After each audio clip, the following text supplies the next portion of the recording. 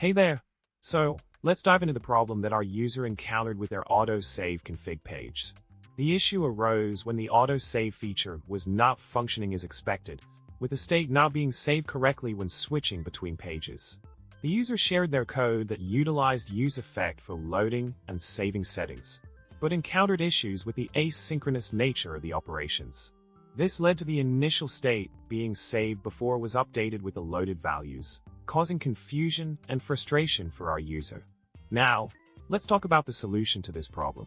By introducing a settings ref that gets updated whenever the settings change, we ensure that save settings correctly captures the latest state of settings using settingsref.current.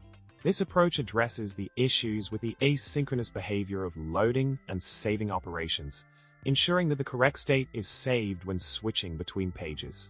Additionally, updating settingsref.current within the useEffect dependency array helps maintain the integrity of the settings when changes occur.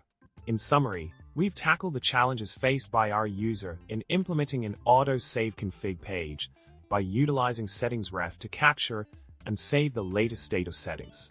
By understanding the nuances of asynchronous operations and effectively managing state updates, we've achieved a more robust and reliable auto-save functionality.